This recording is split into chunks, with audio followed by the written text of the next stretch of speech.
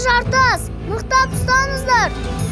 Егер картаға сенсек, жақын арада аралға жетуіміз керек. Ой, неге біз сонша ұзақ жүзіп келеміз?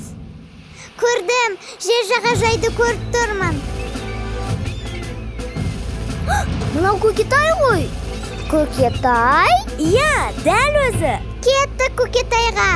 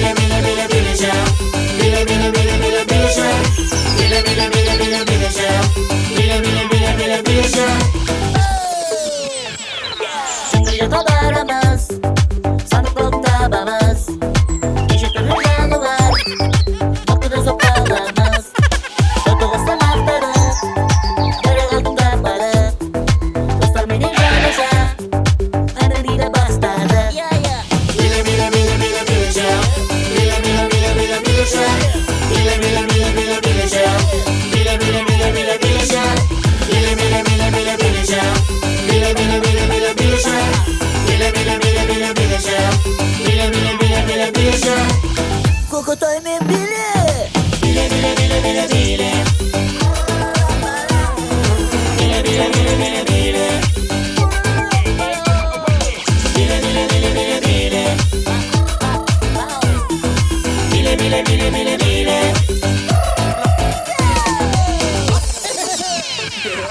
Kaldıralım alıstan, altın gördü sandıktan.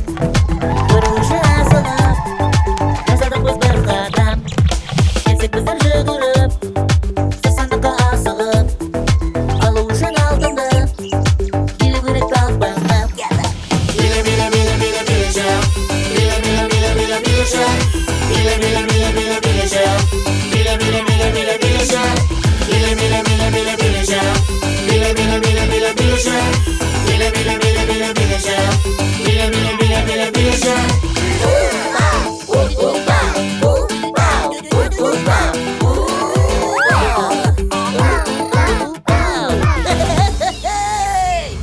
Қандай әдемі жалт-жұлт етеді. Бұл нағыз алтын. О, барлық алтынды алғанымыз керемет болды. Көкетай, біз нағыз бай болдық па? Нағыз байлық ол адал достар. Олай болса, шытырман оқиғаларға қарай кеттік!